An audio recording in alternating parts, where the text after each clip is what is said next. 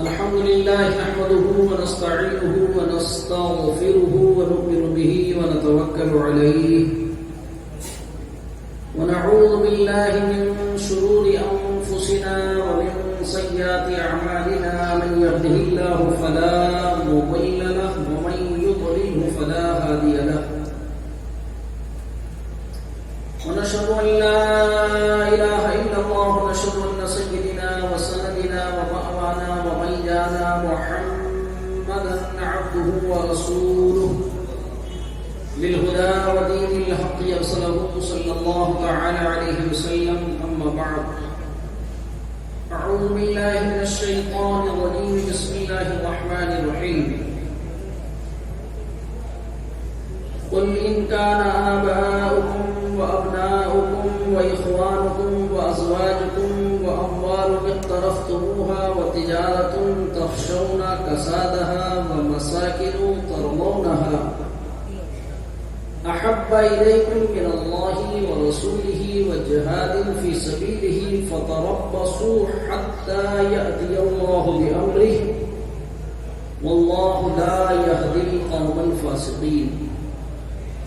صدق الله العظيم وصدق وبلغ رسوله النبي الأمين المتين الكريم ونحن على ذلك لمن الشاهدين والشاكرين والحمد لله رب العالمين.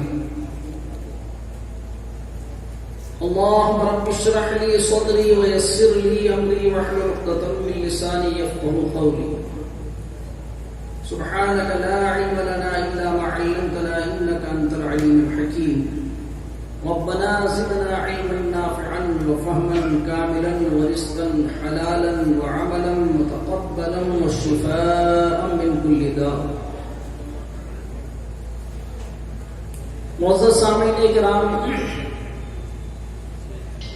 کچھ عرض و معروضات سے قبل حصول برکت کے لیے آئیے ہم اور آپ سب مل کر رحمت عالم نور مجسم فخر آدم و بنی آدم مالک رقاب امم حضور احمد مصطفیٰ محمد مصطفیٰ صلی اللہ تعالی علیہ وآلہ وسلم کی باہرگاہ گوہر بار میں اب یہی درود پاک پیش کر لیں اور سب مل کے پڑھیں. اللہم صلی علی سیدنا و مولانا محمد معظم الجود والکرم وآلہ وصحبہ وبارک وسلم صلاۃ و سلام دائما علیک یا رسول اللہ صلی اللہ تعالی علیہ وسلم.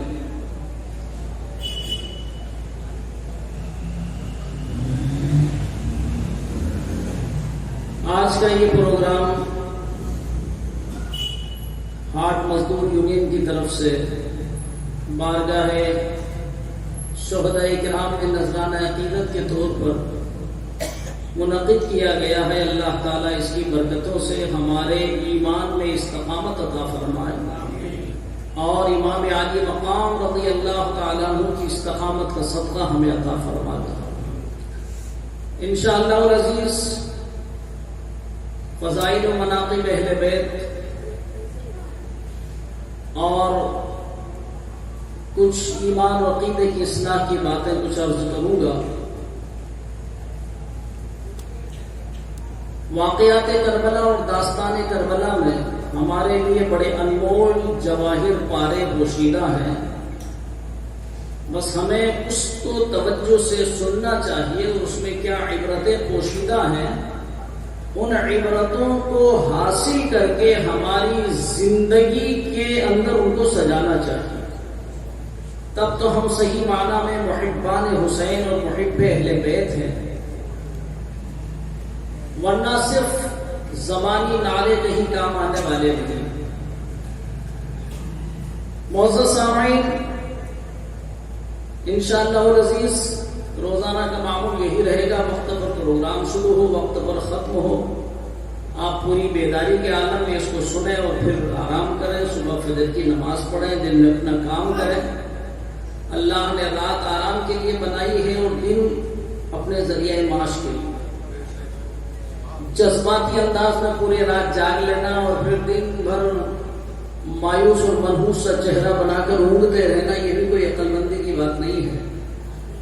اس لیے یہ میں نے اپنے طور پر مشورہ رکھا تھا کہ پروگرام موسم کا بھی تقاضا ہے مسجد میں رکھیں اور عشاء کے فوراً بعد شروع ہو وقت پر ختم بھی ہو جائے. آئیے بلا کسی تاخیر اور تمہید کے میں تلاوت کرتا آیت کریمہ کا پہلے مفہوم سنا دوں اور اس سے متعلق کچھ عرض و ملحوظات. سورہ توبہ کی میں نے جس آیت کریمہ کی تلاوت کا شرف حاصل کیا ہے پہلے آپ اس کا مفہوم سماعت فرمائیں. فرمانے باری تعالیٰ ہے قل ان کان آباؤکم و ابناؤکم و اخوانکم و ازواجکم و عشیرتکم. اے محمود صلی اللہ علیہ وسلم آپ فرما دو کہ تمہارے باپ، تمہارے بیٹے، تمہارے بھائی، تمہاری بیویاں، تمہارا مال جس کے بارے میں تم بڑے فکر مند رہتے ہو، وَمَسَاكِنُ تَرْضَوْنَهَا وَتِجَارَةٌ تَخْشَوْنَ كَسَادَهَا، اور تمہارے پسندیدہ مکانات اور تمہاری وہ تجارتیں جس میں تمہیں گھاٹا لگنے کا ہمیشہ ڈر لگا رہتا ہے. أَحَبَّ إِلَيْكُم مِّنَ اللَّهِ وَرَسُولِهِ وَجِهَادٍ فِي سَبِيلِهِ، اگر تمہیں یہ چیزیں اللہ اور اس کا رسول اور اس کی راہ میں جہاد سے زیادہ پیاری ہیں، فَتَرَبَّصُوا حَتَّى يَأْتِيَ اللَّهُ بِأَمْرِهِ، تو انتظار کرو کہ اللہ تعالیٰ تم پر اپنا حکم لائے. وَاللَّهُ لَا يَهْدِي الْقَوْمَ الْفَاسِقِينَ، اور اللہ تعالیٰ فاسقوں کو راہ نہیں دیتا.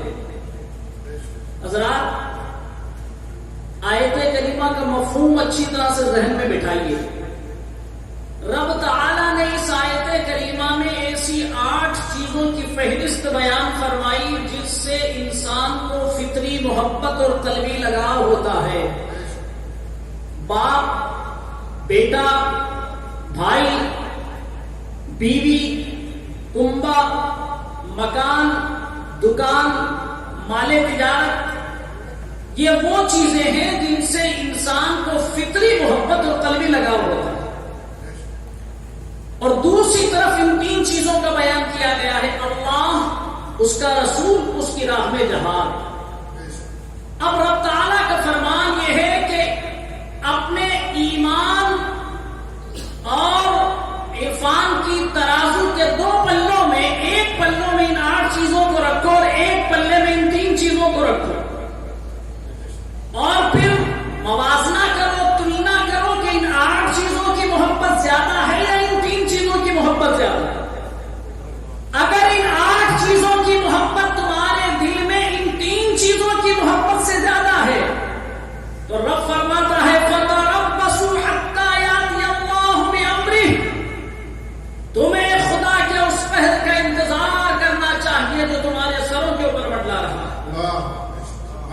تم اس لائق نہیں کہ تمہیں رحمت الہیہ کے کوئی جھونکے ملے، تم اس لائق نہیں کہ رحمت کی برسات کا کوئی چھینٹا تمہارے اوپر گرے، بلکہ تمہیں اس قہر الہی کا انتظار کرنا چاہیے جو تمہارے سروں کے اوپر منڈلا رہا ہے. اللہ لا یہدی القوم الفاسقین، اور اللہ تعالیٰ فاسقوں کو ہدایت نہیں دیتا، انہیں راستہ نہیں دیتا.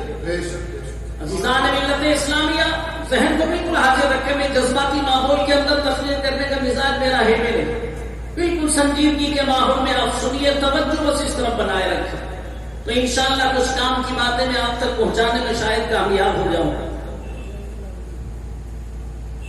ماں باپ، اولاد، کنبہ، بھائی بہن، تجارت، مکان، دکان، ان تمام چیزوں کو استعمال کرنے کے لیے اور ماں باپ اور رشتہ داروں کے ساتھ محبت کرنے کے لیے اسلام نے منع نہیں فرمایا، بلکہ فرمایا صلوا الارحام، رشتہ داروں کے ساتھ اچھا سلوک کرو.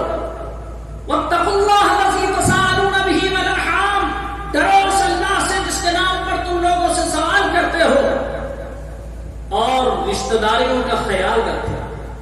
لیکن یہاں مطالبہ اس وقت کا ہے کہ جب ان 8 چیزوں کا معاملہ ان 3 چیزوں سے ہو رہا اور تمہارے دل کے اندر اگر ان 8 چیزوں کی محبت غالب ہے تو تمہیں رحمت الہیہ کا کوئی حصہ مل نہیں سکتا. اور ان 3 چیزوں کی محبت غالب ہے تو پھر ہر جگہ فتح مبین تمہارے لیے. تو عزیزان ملت اسلامیہ، یہ 3 چیزیں کیا ہیں اس کو سمجھیے، اللہ اور اس کے رسول اور اس کے راہ میں جہاد. اللہ سے محبت، اس کے رسول سے محبت، اس کی راہ میں جہاد سے محبت. اللہ سے محبت کا دعویٰ تو بہت سے کرتے ہیں. جو سرکار صلی اللہ علیہ وسلم کی رسالت پر ایمان نہیں لائے وہ بھی اللہ کی محبت کا دعویٰ کسی نہ کسی طرح سے کرتے ہیں. کوئی کہتا ہے ایشور ایک ہے، کوئی کہتا ہے خالق ایک ہے، مالک ایک ہے. ان کا یہ اقرار توحید کبھی بھی مومن ہونے کی لیے دلیل نہیں بن سکتا جب تک کہ اقرار توحید کو مصطفیٰ جان رحمت صلی اللہ علیہ وسلم کی رسالت کا اقرار کر کے نہ کرے. یعنی خدا کا عرفان بے توسل مصطفیٰ مردود اور مصطفیٰ کے توسل سے ہو تو مقبول. اب ان تین محبتوں پر آپ غور کریں. اللہ کی محبت، اس کے رسول کی محبت، اس کی راہ میں جہاد سے محبت. تو ان تینوں محبتوں میں اصل اصول جو ہے وہ محبت رسول صلی اللہ علیہ وسلم ہے. اس لیے کہ جب رسول سے محبت کرے گا تو اللہ سے بھی محبت کرے گا کہ یہ اللہ کے رسول، اللہ نے انہیں اپنا محبوب بنایا، اللہ نے ان کی اطاعت ہمارے اوپر فرض کی، اللہ نے ان کے ذریعے ہمیں ہدایت دی، اللہ نے ان کے ذریعے ہمیں کتاب ہدایت قرآن عطا فرمایا. اللہ کی رضا مصطفیٰ کی رضا میں ہے. تو پتہ چلا کہ جب رسول سے محبت کرے گا تو اللہ سے بھی محبت کرے گا اور اللہ کے دین کی حفاظت کے لیے اس کی راہ میں قربانی دینے کا جذبہ بھی اس کے اندر پیدا ہو جائے گا. مختصر یہ ہے کہ تینوں محبتوں میں محبت رسول صلی اللہ علیہ وسلم اصل الاصول اور جامع الاصول ہے. اصل محبت محبت رسول صلی اللہ علیہ وسلم. اسی کو اعلیٰ حضرت فرماتے ہیں کہ صدیق بلکہ غار میں جام میں دے چکے اور حفظ جان تو جان فروز غرر کی ہے. مولا علی نے واری تیری نیند پر نماز، وہ بھی نماز عصر جو اعلیٰ خطر کی ہے. ثابت ہوا کہ جملہ فرائض فروع ہے، اصل اصول بندگی استاد بر کی. وفیدان ملت اسلامیہ، اور یہ باتیں میں کوئی اپنے زور بیان سے منوانے کی کوشش نہیں کر رہا ہوں، بلکہ سچائی یہ ہے کہ اللہ کے محبوب صلی اللہ علیہ وسلم خود ارشاد فرماتے ہیں لا یؤمن احدکم حتی اکون احب الیہ من والدہ وولدہ والناس اجمعین. تم میں کا کوئی شخص اس وقت تک مومن ہو ہی نہیں سکتا جب تک کہ وہ اپنے ماں باپ سے، اپنی اولاد سے، دنیا کی تمام چیزوں سے بڑھ کر مجھ اللہ کے محبوب سے محبت نہ کرنے لگے. سبحان اللہ. جب اتنی بات سمجھ میں آ گئی کہ اللہ کے محبوب سے محبت ہی اصل الاصول ہے، یہی جان ایمان ہے، یہی اصل بندگی ہے، تو اب سمجھیے، اب دوسرا اصول سمجھیے کہ محبوب کے متعلق چیزیں بھی محبوب ہو جایا کرتی ہیں. جس سے محبوب کا تعلق ہے وہ چیزیں بھی محبوب ہو جایا کرتی ہے. یوں سمجھیے کہ اللہ کے پیارے تو اللہ کے پیارے ہیں، اللہ کے پیارے محبوب سے جس کو تعلق ہو جاتا ہے وہ بھی اللہ کے محبوب ہو جایا کرتے ہیں. اور یہ اصول بھی ہم قرآن ہی سے سمجھیں. رب تعالیٰ فرماتا ہے لا اقسم بهذا البلد وانت حل بهذا البلد. اے محبوب مجھے شہر مکہ کی قسم، اے محبوب مجھے رب قسم یاد فرمانا شہر مکہ کی. اب رب سے ہم عرض کریں مولا تو شہر مکہ کی قسم یاد فرمائی، تو اللہ تعالیٰ نے جواب دے ارشاد فرمایا وانت حل بهذا البلد. اے محبوب مجھے شہر مکہ اس لیے پیارا ہے، شہر مکہ مجھے اس لیے محبوب ہے، اس لیے میں شہر مکہ کی قسم یاد کر رہا ہوں کہ اے محبوب تم اس زمین پر خراب ناز کر رہے ہو، اے محبوب تم اس زمین پر چل رہے ہو. یہ مکہ کی زمین آپ کے مقدس قلبوں کا بوسہ دے رہی ہے، اس لیے مجھے یہ زمین بھی پیاری ہے. سبحان اللہ. سبحان. بتائیے مکہ میں کعبہ بھی ہے، مکہ میں حجر اسود بھی ہے، مکہ میں مقام ابراہیم بھی ہے، مکہ میں صفا و مروا بھی ہے، مگر رب نے قسم یاد فرمائی تو محبوب کے قلبوں کی نسبت سے مکہ کی زمین اتنی متبرک ہو گئی کہ اللہ نے شہر مکہ کی قسم یاد فرمائی. سبحان اللہ. سبحان. تو عزیزان ملت اسلامیہ اصول سمجھیے کہ رب کے محبوب تو محبوب ہیں، جو ان سے متعلق ہو گیا وہ بھی سب کے محبوب ہو جاتے ہیں. جب رب کے محبوب ہیں تو سب کے محبوب ہیں. اب یہاں سے ہمیں اصول ملا کہ ہم اہل بیت سے محبت کرتے ہیں، علی و فاطمہ سے محبت کرتے ہیں، حسنین کریمین سے محبت کرتے ہیں. تو یہ محبت ہم کسی جذبہ عقیدت سے نہیں کرتے ہیں، یہ محبت کسی کی نقالی کی وجہ سے نہیں کرتے ہیں، یہ محبت خالی پرمپرا اور رسومات کو نبھانے کے لیے نہیں کرتے ہیں. یہ محبت اس لیے کرتے ہیں کہ اہل بیت کا تعلق مصطفیٰ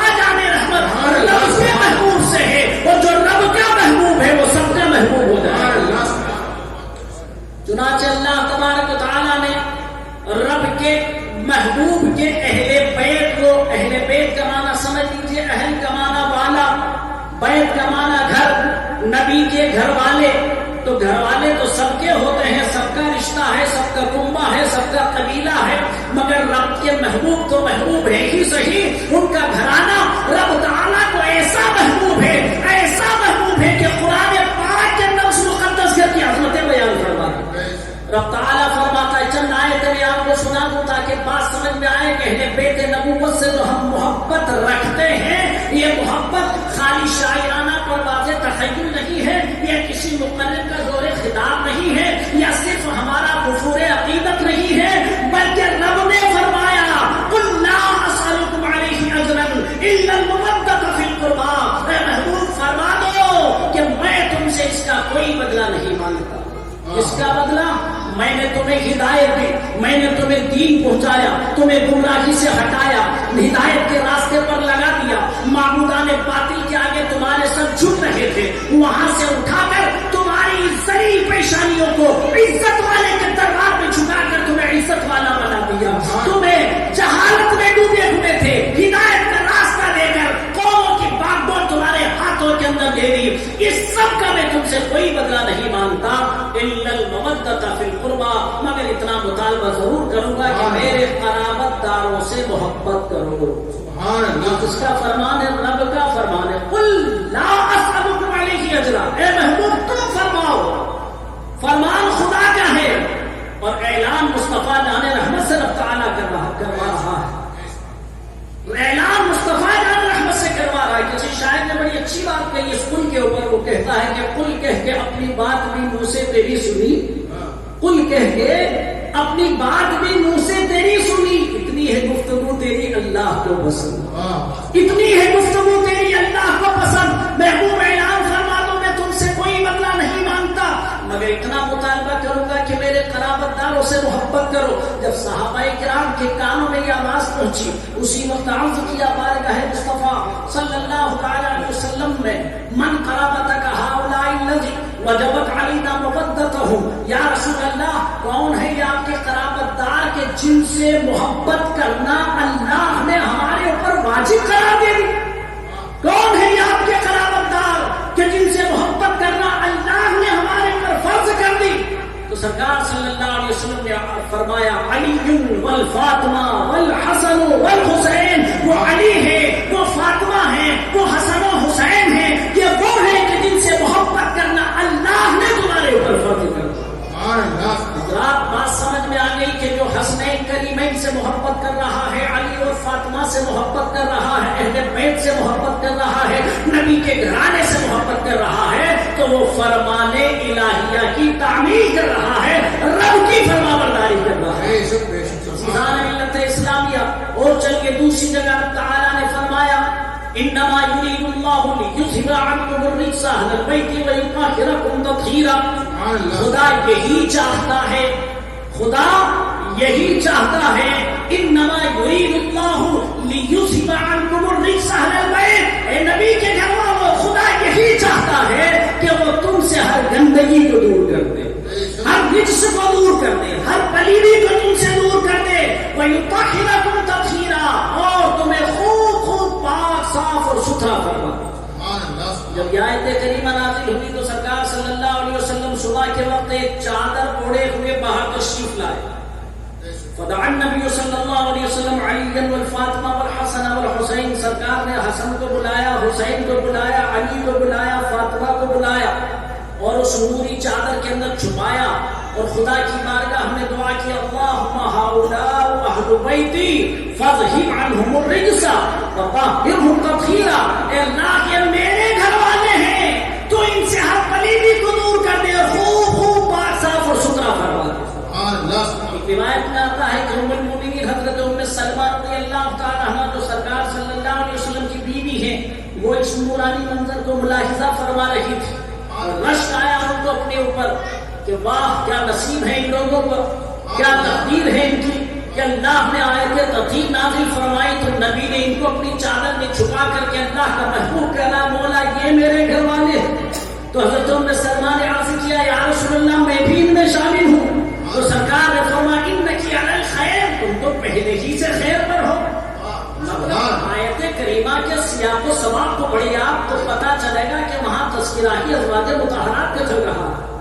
تو پتا چلا کہ ازواج مطہرات تو اہل بیت ہے ہی صحیح, وہ تو ہے ہی نبی کی گھر والیاں, وہ تو رہتے ہی نبی کے گھر میں ہیں. اس طرح نبوت پر جنہیں سونا نصیب ہوا تو وہ تو اہل بیت میں شامل ہے ہی صحیح, مگر یہ رب کے محبوب کا پیار ہے, یہ رب کے محبوب کے پیارے ہیں کہ سرکار صلی اللہ علیہ وسلم نے ان کو بھی شامل فرما کر کے دعا کی, اے مولا یہ میرے اہل بیت ہیں, یہ میرے خاص ہیں, تو ان سے ہر پلیدی کو دور فرما دے اور ان کو خوب خوب پاک صاف اور ستھرا فرما دے. عزیزان ملت اسلامیہ, بس ایک آیت اور میں پیش کر دیتا ہوں. یہ نہ سمجھو کہ حسن و حسین سے جو ہم محبت کرتے ہیں تو خالی ہمارا یہ جذبہ عقیدت نہیں, رب تعالیٰ کے فرمان کی اطاعت ہے. اب سنیے پہلے اس وقت کے ماحول کو ملاحظہ فرمائیے. سرکار دو عالم صلی اللہ تعالیٰ علیہ وسلم کے پاس نجران کے ایک عیسائیوں کی جماعت آئی اور آ کر کے حضرت عیسیٰ علیہ السلام کے بارے میں بحث کرنے لگی, مناظرہ کرنے لگی. وہ کہنے لگے کہ عیسیٰ تو خدا کے بیٹے ہیں, نعوذ باللہ من ذالک. عیسائیوں کا یہ ناپاک عقیدہ ہے. خدا کی شان یہ ہے لم یلد ولم یولد, نہ وہ کسی کی اولاد ہے نہ اس کے کوئی اولاد. جب وہ اس کے اوپر بحث کرنے لگے تو سرکار صلی اللہ علیہ وسلم نے قرآن کی آیتوں سے جواب دیتے ہوئے ارشاد فرمایا ان مثل عیسیٰ عند اللہ کمثل آدم خلقہ من تراب ثم قال له کن فیکون. حضرت عیسیٰ کی مثال اللہ کی حضرت آدم جیسی ہے کہ آدم علیہ السلام کو مٹی سے بنایا, فرمایا ہو جا, تو وہ ایک زندہ انسان ہو گئے. نہ ان کے کوئی ماں ہے نہ کوئی باپ ہے. تو جو خدا آدم کو بغیر ماں باپ کے پیدا کرنے پر قادر ہے, وہ حضرت عیسیٰ کو بغیر باپ کے پیدا کرنے پر کیوں نہیں قادر؟ سبحان اللہ سبحان اللہ. مگر وہ اڑ گئے, ضد پر اڑ گئے, مانے نہیں. فوراً آیت مباہلہ نازل ہوگی, آیت مباہلہ نازل ہوگی. مباہلہ کا معنی بھی سمجھ لیجیے. مباہلہ کسے کہتے ہیں؟ جب دو فریق اس پر مزید ہو جائے وہ کہ میں حق پر, دوسرا کہ میں بھی حق پر. نہ وہ اس کے دلائل ماننے پر تیار نہ یہ اس کے دلائل ماننے پر تیار. تو ایسے وقت میں پھر مباہلے کا چیلنج کیا جاتا ہے. مباہلے کا مطلب یہ ہوتا ہے کہ کھلے میدان میں نکل کر کے دونوں جھوٹوں پر اللہ کی لعنت بھیجے اور خدا کی بارگاہ میں دعا کرے, مولا جو جھوٹا ہو اس پر تو اپنا عذاب نازل فرما دے اور جو سچا ہو اس کی مدد فرما دے. اس کو مباہلہ کہا جاتا ہے. عزیزان ملت اسلامیہ, چنانچہ قرآن نے مباہلے کا چیلنج دے دیا. فمن حاجک فیہ من بعد ما جاءک من العلم فقل تعالوا ندعو ابناءنا وابناءکم وانفسنا وانفسکم ثم نبتہل فنجعل لعنۃ اللہ علی الکاذبین. اللہ تبارک و تعالیٰ نے یہ حکم نازل فرما دیا کہ ان لوگوں سے کہہ دو جو حضرت عیسیٰ کے بارے میں بحث کرتے ہیں کہ آؤ تم بھی لے آؤ اپنے آپ کو, اپنے بیٹوں کو, اپنی بیویوں کو, اپنی اولادوں کو. ثم نبتہل, پھر مباہلہ کرو اور جھوٹوں پر اللہ کی لعنت بھیجو. آیت مباہلہ نازل ہوگی. عزیزان ملت اسلامیہ, جب آیت مباہلہ نازل ہوگی تو سرکار صلی اللہ تعالی علیہ وسلم مباہلے کے لیے میدان میں تشریف لائے. اب آپ غور سنیے کہ میں بات کر رہا ہوں فضائل اہل بیت کی, اور فضائل اہل بیت کو میں صرف شاعری میں نہیں سنانا چاہتا, میں نے قرآن کی آیتوں کا ترجمہ کر رہا ہوں تاکہ یہ پتہ لگے کہ فضائل اہل بیت خالی شاعروں کا کام نہیں ہے بلکہ فضائل اہل بیت تو رب کائنات بیان فرما رہا ہے. محبوب کائنات مصطفیٰ جان رحمت بیان فرما رہے ہیں. یہ تیسری آیت ہے, آیت مباہلہ جو میں آپ کو سنا رہا ہوں. قرآن نے حکم نازل فرمایا فمن حاجک فیہ من بعد ما جاءک من العلم فقل تعالوا ندعو ابناءنا وابناءکم وانفسنا وانفسکم ثم نبتہل. آؤ میدان میں لے آؤ تم اپنی جانوں کو, اپنے بیٹوں کو بھی. تو سرکار صلی اللہ علیہ وسلم اب چلے مباہلہ کرنے کے لیے. اس منظر کو ذہن میں لائیے کہ وہ کیسا منظر ہوگا. اللہ اکبر.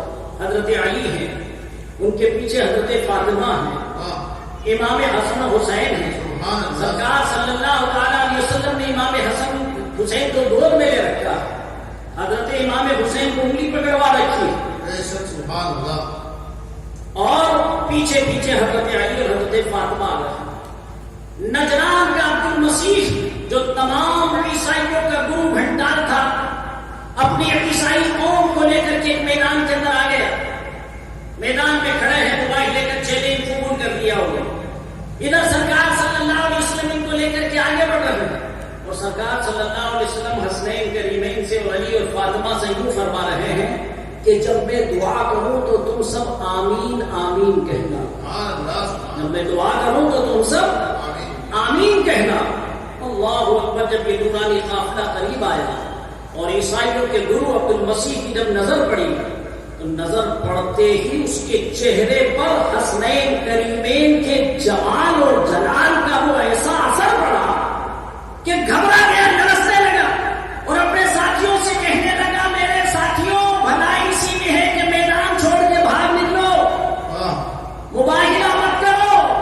میں ایسے نورانی چہرے دیکھ رہا ہوں کہ اگر ان کی دعا پر انہوں نے آمین کہہ دی تو یہ اگر اللہ سے یہ دعا کر دے کہ اللہ اس پہاڑ کو یہاں سے ہٹا دے تو اللہ تعالیٰ یقیناً اس پہاڑ کو بھی وہاں سے ہٹا دے. اس لیے بھلائی اسی میں کہ باہر نکلو. سب بھاگ نکلے وہاں سے اور جزیہ دینے کے لیے تیار ہو گئے. اپنی شکست انہوں نے مان لی.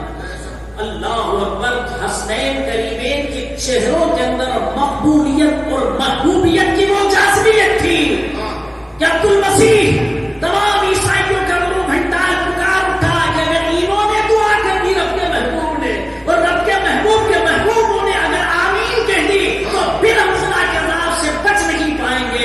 اللہ اکبر اللہ اکبر. اور سرکار صلی اللہ علیہ وسلم نے فرمایا کہ لوگوں اگر نجران کے عیسائی مباہلہ کر لیتے تو عذاب کے فرشتے اتنے قریب آ چکے تھے کہ ادھر مباہلہ شروع ہوتا اور ان کی بوٹیاں فضائے آسمانی کے اندر بکھیر دی جاتی اور جانوروں کی شکل میں وہ بس کر دیے جاتے. اور آج عیسائیوں کا روئے زمین پر یہ آخری دن ہوتا, روئے زمین پر ایک عیسائی بھی زندہ نہیں بچتا. وزیران ملت اسلامیہ مجھے کہنا یہ ہے کہ حسنین کریمین ان مقبول بندوں کا نام ہے. حسنین کریمین رب تعالیٰ کے محبوب کے ان محبوبوں کا نام ہے. تو عزیزان ملت اسلامیہ اب بات سمجھ میں آئی کہ ہم حسنین کریمین سے اہل بیت سے جو محبت کرتے ہیں اس لیے محبت کرتے ہیں کہ اللہ بھی ان سے محبت کرتا ہے, اس کے محبوب بھی اس سے محبت کرتے ہیں. آئیے کچھ حدیثیں بھی اس تعلق سے آپ کو سامنے سنا دیتا ہوں. اللہ کے رسول صلی اللہ تعالیٰ علیہ وسلم فرمایا کرتے تھے, اللہ حضرت علی کے بارے میں فرمایا, علی منی وانا من العلی, علی مجھ سے ہیں اور میں علی سے بھی. بڑی مشہور حدیث ہے کہ سرکار صلی اللہ علیہ وسلم نے غدیر خم پر جو خطبہ ارشاد فرمایا تھا وہاں فرمایا تھا, من کنت مولا فعلی مولا, جو علی کا مولا ہے وہی جو مجھے اپنا مولا سمجھتا ہے تو وہ علی کو بھی اپنا مولا سمجھتا. مگر یہاں میں کچھ باتیں آپ کو سمجھانا چاہتا ہوں, ذہن حاضر رکھیے. غدیر خم کیا ہے؟ اب آج کل لوگ جو ہے وہ ساری ہدایت کی کتاب جو ہے وہ اپنے اس موبائل کو سمجھ بیٹھے اور اس کے اوپر یوٹیوب کھولا اور سننا شروع کر دیں. وہ سمجھ رہے ہیں کہ اس سے بڑا ہمارا کوئی ہادی اور اس سے بڑا کوئی رہنما کوئی نہیں. اب آج کل خوب چلا تو اور ابھی 18 ذی الحجہ کو عید غدیر کی مبارکباد سنا تھا کبھی آپ نے عید غدیر کا نام؟ اس سے پہلے خوب چل پڑا. ہمیں کوئی پتہ نہیں کہ یہ بولنے والا شیعہ ہے کہ رافضی ہے, یہ کیا ہمیں بول رہا ہے میں کوئی سمجھ میں نہیں آتی. بس ہم تو چل پڑے اسی کے اوپر. اب عید غدیر کیا ہے میں دو لفظ میں سمجھا دوں تاکہ ایمان اور عقیدوں کی حفاظت ہو سکے. سرکار صلی اللہ تعالیٰ علیہ وسلم جب حج سے واپس لوٹے 10 ہجری میں سرکار نے حج فرمایا, 9 ہجری میں حج فرض ہوا. پہلا حج حضرت ابوبکر صدیق رضی اللہ تعالیٰ عنہ کی صدارت اور ان کی امارت اور ان کی سرپرستی میں ہوا. سرکار نے انہیں امیر الحج بنا کر کے بھیجا. بالکل غور سے سنیے گا, یہ تاریخی باتیں بتا رہا ہوں جس سے عقائد بھی آپ کے مضبوط ہیں. سن 10 ہجری میں سرکار نے حج فرمایا اور 11 ہجری میں سرکار مثال فرما گئے. 10 ہجری میں سرکار نے حج فرمایا تو پھر اللہ اکبر اللہ 1 لاکھ تقریباً 25,000 حجاج کرام اس وقت عرفات کے میدان میں موجود تھے. سبحان اللہ. اللہ ایک عرب نے آدمی کا بول بالا کر دیا, خاک کے ذروں کو ہم گوشے سریا کر دیا, خود نہ تھے تو راہ پر اوروں کے ہادی بن گئے. کیا نظر تھی جس نے مردوں کو مسیحا کر دیا. 23 سال کی تبلیغ, 13 سال تو مکہ کی وہ زندگی کہ جہاں مظلومیت کے علاوہ کچھ نہ تھا, اور 10 سال مدینے کی زندگی میں سرکار صلی اللہ علیہ وسلم نے عظیم انقلاب برپا کر دیا کہ 1.25 لاکھ فرزندان توحید عرفات کے میدان میں کھڑے ہو کر خدائے وحدہ لا شریک کی بارگاہ میں فریضہ حج کو ادا کر. سبحان اللہ.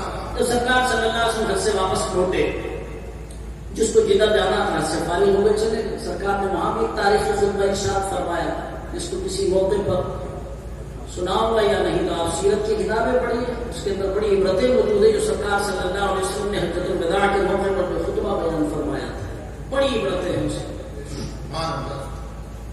اب سرکار صلی اللہ علیہ وسلم کے ساتھ وہ لوگ رہ گئے جن کو یمن جانا تھا، جن کو شام جانا تھا اور جن کو مدینہ جانا تھا۔ یمن، شام اور مدینہ۔ یمن جسے آج کل جورڈن کہا جاتا ہے، شام جسے آج کل سیریا کہا جاتا ہے، مدینہ تو رسول ہے ہی صحیح۔ تو سرکار صلی اللہ علیہ وسلم نے ایک جگہ کے اوپر قیام فرمایا، منزل فرمائی، وہاں ایک تالاب تھا، اس جگہ کو غدیر خم کہا جاتا ہے۔ وہاں سرکار صلی اللہ علیہ وسلم نے لوگوں کے سامنے ایک تقریر بیان فرمائی، اس میں یہ بھی فرمایا من کنت مولاه فعلی بن مولا، میں جس کا مولا ہوں علی بھی اس کے مولا۔ اب مولا کا معنی سمجھیے، مولا کا معنی کیا ہوتا ہے؟ مولا کا معنی محبوب، مولا کا معنی مددگار۔ ربنا انت مولانا فانصرنا علی القوم الکافرین، اللہ تو ہی ہمارا مددگار ہے، لہذا میں کافرین پر مدد عطا فرما، نصرت عطا فرما۔ تو مولا کا مطلب محبوب، مولا کا مطلب مددگار، یعنی جو مجھے اپنا محبوب سمجھتا ہو وہ علی کو بھی اپنا محبوب سمجھے، جو مجھے اپنا مددگار سمجھتا ہو تو وہ علی کو بھی اپنا مددگار سمجھے۔ یہ اس کا مطلب ہوا۔ تو حضرت علی کے لیے سرکار نے اپنا ہاتھ پکڑا اور بلند کر کے فرمایا تو صحابہ اکرام کو بڑی خوشیاں ہوں گی، حضرت علی کو لوگوں نے مبارکباد بھی اس کی پیش کی۔ مگر عزیزان ملت اسلام کیا ہے، میں آپ کو بتا دوں، مگر بتانے سے پہلے سرکار صلی اللہ علیہ وسلم کی ایک حدیث سنا دوں۔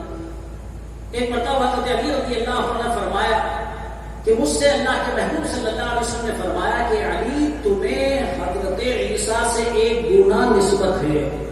آپ توجہ سے سنیے گا ان باتوں میں، ایک گنا تمہیں نسبت ہے۔ وہ نسبت کیسی ہے؟ حضرت عیسیٰ علیہ السلام کے بارے میں لوگ دو گروہوں میں بٹ گئے۔ کچھ وہ تھے جو محبت میں حد سے آگے بڑھے تو عیسیٰ علیہ السلام کو خدا کہہ دیا، خدا کا بیٹا کہہ دیا، وہ بھی گمراہ ہوا۔ کچھ وہ ہیں جو دشمنی میں حد سے آگے بڑھے، جو یہودی تھے کہ انہوں نے حضرت عیسیٰ پر الزام لگایا، ان کے لیے پھانسی کا پروگرام تیار کر لیا، دونوں گمراہ ہوئے۔ تو سرکار صلی اللہ علیہ وسلم نے فرمایا کہ علی تمہارے بارے میں بھی دو گروہ ہوں گے، ایک گروہ ہوگا جو تمہاری محبت میں حد سے آگے بڑھے گا اور ایک وہ ہوگا جو تمہاری دشمنی میں حد سے آگے بڑھے گا، دونوں گمراہ ہو جائیں گے۔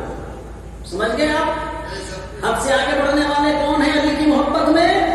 وہ شیعہ ہیں، وہ رافضی ہیں، جنہوں نے علی کی محبت میں اتنے حد سے آگے بڑھے، اتنے حد سے آگے بڑھے کہ ان کے عقائد کا کوئی ٹھکانہ نہیں۔ کوئی تو حضرت علی کو خدا بتا رہا ہے، کوئی حضرت علی کو رسول خدا سے افضل بتا رہا ہے، کوئی کہہ رہا ہے کہ نہیں ان سے افضل تو نہیں ہے، باقی تمام نبیوں سے افضل علی ہے۔ کوئی یہ کہہ رہا ہے کہ یہ جو قرآن نازل ہوا ہے یہ تو جبرائیل غلطی سے وہاں لے گئے، یہ تو علی کے پاس آ رہا تھا، توبہ نعوذ باللہ۔ کچھ یہ کہتے ہیں کہ 30 پارے جو یہ ہیں اور 10 پارے جو ہے وہ امام غائب کے پاس ہے، وہ حضرت علی کے پاس ہے، توبہ نعوذ باللہ نعوذ باللہ۔ بہت سے جاہل لوگ بھی اس بات کو کہتے تھے کہ مولویوں کے پاس تو 30 پارے 10 پارے تو فقیروں کے پاس ہے، وہ فقیر اس کو پتہ نہیں کیا چھپا کے بیٹھے۔ لا تبدیل لکلمات اللہ، ایک حرف بھی قرآن کا نہ کسی نے چھپایا ہے نہ کسی نے دبایا ہے، نہ انا نحن نزلنا الذکر وانا لہ لحافظون، ہم ہی نے اس کو نازل فرمایا اور ہم ہی اس کے محافظ ہیں۔ جو یہ عقیدہ رکھے کہ قرآن کی کسی آیت میں ایک حرف کی بھی کمی بیشی ہوئی ہے تو وہ اسلام سے خارج ہے، وہ مرتد ہے، اس کا ٹھکانہ جہنم۔ تو ایک گروہ حد سے آگے بڑھا، اتنا آگے بڑھا، اتنا آگے بڑھا، اتنا آگے بڑھا کہ علی کو خدا کہہ دیا، کہیں رسول خدا سے افضل کہہ دیا، کہیں نبیوں سے افضل کہہ دیا۔ اور ایک دشمنی میں اتنا آگے بڑھا، اتنا آگے بڑھا کہ حضرت علی کے زمانے میں اعلان کر دیا لا الہ الا اللہ، خدا کے علاوہ کسی کا حکم نہیں مانیں گے۔ وہ خارجی فرقہ ہے، حضرت علی کے زمانے میں فرقہ پیدا ہو گیا، جب کسی کا حکم نہیں مانیں گے، صرف اللہ کا حکم مانیں گے۔ علی کی کیوں مانیں گے؟ صرف اللہ کی مانیں گے۔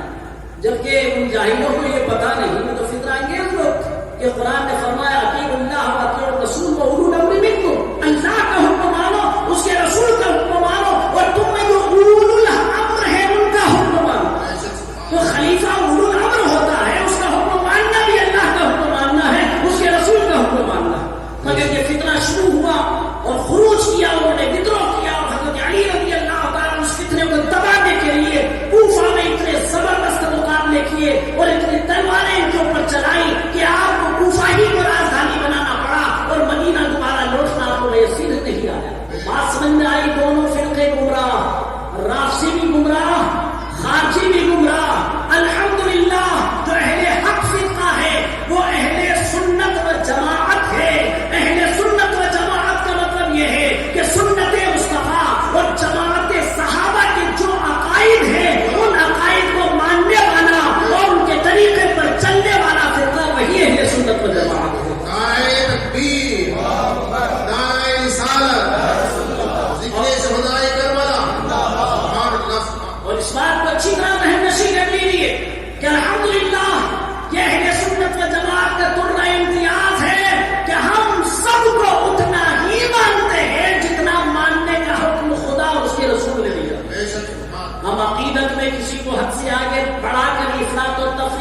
مقدمہ تاپ بھی اپنی پیشانی پر نہیں لگانا چاہتے اور کسی کی شان میں بے ادبی اور گستاخی کر کے گستاخوں کی فہرست میں بھی ہمارا نام نہیں لکھوانا چاہتے، بلکہ ہم سب کو اتنا ہی مانتے ہیں جتنا ماننے کا اللہ نے حکم دیا ہے، رسول اللہ نے حکم دیا ہے، اور جتنا اللہ کے رسول کے صحابی ہونے والا ہے۔ اسی لیے اہل سنت و جماعت کا مطلب جماعت صحابہ اور سنت مصطفیٰ کے مطابق عقائد رکھنے والے لوگ۔ اب بات سمجھ میں آ گئی کہ الحمدللہ ہم اہل سنت اہل بیت سے بھی محبت کرتے ہیں، کیوں کہ اللہ نے ان سے محبت کا حکم دیا ہے، رسول اللہ نے ان سے محبت فرمائی ہے، اور الحمدللہ ہم صحابہ کرام سے بھی محبت کرتے ہیں، اس لیے کہ یہ رسول کے صحابی ہیں، اللہ نے ان کی فضیلت قرآن میں بیان فرمائی، جگہ جگہ ان کی عظمت کے خطبے بیان فرمائے، اور آسمان سے ان کے لیے عظمت اور برات کی سند مستند رضی اللہ عنہ ورضوا عنہ کی شکل کے اندر نازل فرما دی، اور قرآن نے یہ مدعا خود فرما دیا کہ کل وعد اللہ الحسنى، میرا ہر صحابی جو ہے وہ خیر پر ہے، میں ان سے راضی، وہ مجھ سے راضی، ان میں سے کسی کی شان میں بے ادبی کرنا، گستاخی کرنا، ان سے سوء ظن رکھنا، ان کے بعد اس کے تعلق سے ذہن و فکر کے اندر کوئی کجی لانا، یہ قطعاً قرآن اور حدیث کے نزدیک اور صحابہ اکرام کے نزدیک جائز ہی نہیں۔ تو اہل بیت کی محبت میں آج کل جو چھاتیاں پھیٹ رہے ہیں، لوگ خون بہا رہے ہیں، آپ دیکھیں اور یہ ہے واقعی علی اور فاطمہ کے چاہنے والے، حسن و حسین کے چاہنے والے، مگر یہ نہیں دیکھتے کہ جو اللہ کے پیاروں کے پیارے ہیں، جنہوں نے نبی کے ساتھ اپنی جان کی بازیاں لگا دی، جنہوں نے نبی کے ساتھ جہاد میں اپنے سینوں کو ڈھال بنا دیا، مگر مصطفیٰ جان رحمت پر کوئی وار نہیں ہونے دیا، وہ صحابہ کرام جن کے عظمت کا خطبہ قرآن نے فرمایا، والسابقون الاولون من المہاجرین والانصار والذین اتبعوهم باحسان رضی اللہ عنہم ورضوا عنہ، وہ سابقون الاولون یعنی اسلام کی طرف سب سے پہلے سبقت کرنے والے، سب سے پہلے سرکار کی دعوت ایمان پر لبیک کہنے والے، ان میں تو کچھ مہاجرین ہیں، کچھ انصار ہیں۔ مہاجرین اور انصار کا مطلب تو آپ سمجھتے ہی ہوں گے، نہیں سمجھتے تو آسان کر دوں، میں دھواں دھار تقریر کرتے راجدھانی کی اسپیڈ سے نہیں دوڑنا چاہتا، بلکہ چاہتا ہوں ایمان اور عقیدے کی اصلاح کی کچھ باتیں آپ تک پہنچ جائیں۔ مہاجر کا مطلب کیا ہے؟ جو لوگ اپنے دین اور ایمان کی حفاظت کے لیے اپنا سب کچھ چھوڑ کر کے چلے گئے، ان کو مہاجر کہا جاتا ہے۔ انصار کا مطلب کیا ہے؟ مدینے کے وہ مسلمان کہ جنہوں نے مہاجروں کی ایسی خدمت کی، ایسی مدد کی کہ رہتی دنیا تک آفتاب اور مہتاب کی نگاہ ہونے سے جانثار اور ایسے انصار کرنے والے مددگار بھیجے تھے۔ تو قرآن نے ان کو انصار یعنی مددگار کے لقب سے یاد کروایا۔ تو یہ مہاجرین و انصار جماعت صحابہ میں سب سے افضل مرتبے والے ہیں۔ پھر آگے فرمایا والذین اتبعوهم باحسان، اور جنہوں نے اچھے ڈھنگ سے پھر ان کی پیروی کی، یعنی جو بعد میں ایمان لائے، فتح مکہ کے بعد ایمان لائے، اسلام کے گولڈن پیریڈ کے اندر ایمان لائے، سب کے لیے بشارت ہے رضی اللہ عنہم ورضوا عنہ، اللہ ان سے راضی، وہ اللہ سے راضی۔ اب جماعت صحابہ عقیدے کی بات سنیا، یہ ایمان اور عقیدے کی بات اپنے ذہن میں سن کے واقعات اگر بلا تو انشاءاللہ میں بیان کروں گا، مگر پہلے سمجھ لو کہ ہم کس کو کیسے مانے اور کتنا مانے، اتنا مانے جتنا ماننے کا حکم اللہ اس کے رسول نے دیا۔ ساری مخلوق میں سب سے افضل اور بزرگ و برتر ذات اللہ کے محبوب صلی اللہ علیہ وسلم کی ذات، تمام انبیاء و مرسلین میں سب سے بلند و بالا ذات، کیونکہ مخلوق میں سب سے افضل کون ہے؟ انبیاء و مرسلین۔ پھر ان نبیوں کی جو امتیں ہوں گی، ان امتوں میں سب سے افضل امت کون سی ہے؟ خیر الامم، سرکار صلی اللہ علیہ وسلم کی امت، کہ جس میں پیدا ہونے کا شرف ہم جیسے گنہگاروں کو حاصل ہوا۔ اب سنیے، ساری امت میں سب سے افضل کون ہے؟ ہر خطیب جمعے کے دن منبر پر کھڑے ہو کر کے کہتا ہے، مگر آپ یا تو سنتے نہیں ہیں یا دھیان نہیں دیتے ہیں، یا عربی ہمارے سمجھ میں نہیں آتی ہے۔ خطیب کہتا ہے افضل البشر بعد الانبیاء بالتحدید امیر المؤمنین ابی بکر الصدیق رضی اللہ تعالی عنہ، یعنی نبیوں کے بعد جو سب سے افضل، سب سے بزرگ اور سب سے برتر ذات ہے وہ کس کی ذات ہے؟ ابو بکر صدیق رضی اللہ تعالیٰ عنہ کی ذات۔ نبیوں کے بعد سب سے افضل ذات کس کی ہے؟ جناب صدیق اکبر کی۔ پھر اس کے بعد کس کا مرتبہ ہے؟ جناب فاروق اعظم کا۔ پھر اس کے بعد کس کا مرتبہ ہے؟ حضرت عثمان غنی کا۔ پھر اس کے بعد کس کا مرتبہ؟ مولا کائنات علی حیدر فاتح خیبر کا۔ جو ترتیب خلافت ہے وہی ترتیب مدارج بھی ہے، مراتب کی ترتیب بھی وہی ہے۔ اب وہ لوگ جو یہ دعویٰ کرتے ہیں کہ خلافت اول تو علی کا حق تھی، یہ خلافت تو زبردستی تھی، وہ خلفاء نے ہڑپ لی، تو کہیں سے تو میری بھی اس بارے میں گفتگو ہوئی بڑے، تو میں نے تو بڑے نرم انداز سے کہا کہ پھر حضرت علی نے وہ خلافت ان سے چھینی کیوں نہیں؟ جب انہی کا حق تھی تو پھر صدیق اکبر کے ہاتھوں پر انہوں نے بیعت کیوں کر دی؟ فاروق اعظم کے ہاتھوں پر بیعت کیوں کر دی؟ عثمان غنی کے ہاتھوں پر بیعت کیوں کر دی؟ اور بیعت ہی نہیں کی، اطاعت بھی کی، فرمانبرداری بھی کی، ان کے حکم سے جہاد کیے، ان کے حکم سے مقدمات کے فیصلے کیے، ان کے حکم سے قصاص میں ظالموں کو قتل کیا، ان کے حکم سے چوروں کے ہاتھ کاٹے، ان کے حکم سے چوروں پر حدیں جاری کی۔ تو بتاؤ پھر حضرت علی نے ان کی اطاعت کیوں کی؟ تو پھر بڑے دن سے ان کو یہ کہنا پڑتا ہے کہ صاحب حالات ہی کچھ ایسے تھے، حالات ہی کچھ ایسے تھے، اکثریت ان کے ساتھ ہو گئی تھی، اس لیے علی شیر خدا نے بھی پھر مجبور ان کے ہاتھوں میں بیعت کر دی۔ توبہ نعوذ باللہ نعوذ باللہ۔ بس یہیں سے تمہاری تقیہ بازی اور مکاری اور بزدلی کا پتہ چلتا ہے کہ تم حضرت علی کو شیر خدا نہیں مانتے ہو، اپنی طرح سے موقع پرست اور تقیہ باز اور مکار سمجھتے ہو کہ جدھر دم ادھر ہم۔ اگر بھیڑ حضرت صدیق اکبر کے ساتھ تو علی بھی اس کے ساتھ۔ ابے جاہلوں نادانوں، جب ان کا بیٹا کربلا کے میدان میں 22,000 لشکر کے سامنے نہیں جھکا، اپنا سب کچھ کٹا دیا مگر حقانیت کو سر بلند کر دیا، تو علی سے یہ کیسے ممکن ہو سکتا تھا کہ وہ نظام اسلام ان لوگوں کے ہاتھوں میں دے دیتے کہ جو اس کے حقدار ہی نہیں تھے؟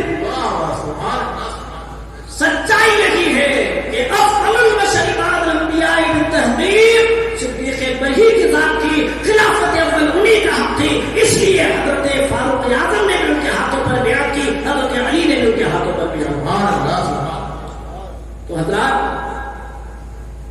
یہی جو میں غدیر خون کی بات کر رہا تھا، وہاں پر من کنت مولا فعلی مولا کے یہی مطلب نکالتے ہیں کہ اس کا مطلب یہ ہے کہ میرے بعد علی تمہارے مولا ہوں، میرے بعد علی تمہارے مولا ہوں گے۔ اب یہ تو بڑی بیوقوفی سی بات ہے کہ کوئی کہ 2 اور 2 برابر 5، بھی کون سی بیوقوفی ہے؟ کہ صحیح تو ہے کہ 2 اور 2 برابر 5۔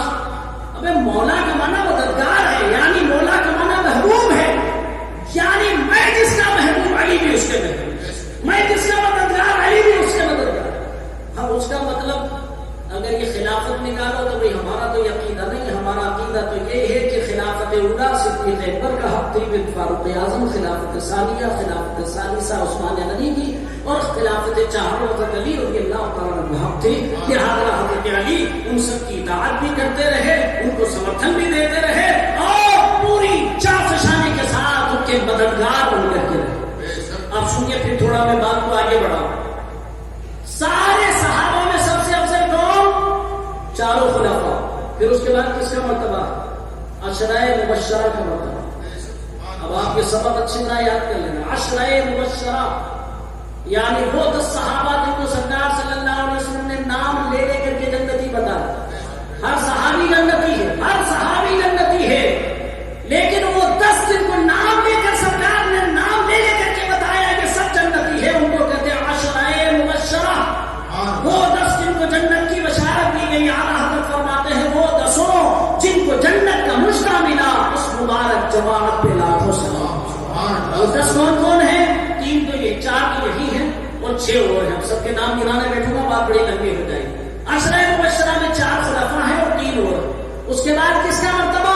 اس کے بعد مرتبہ ہے اصحاب بدر کا۔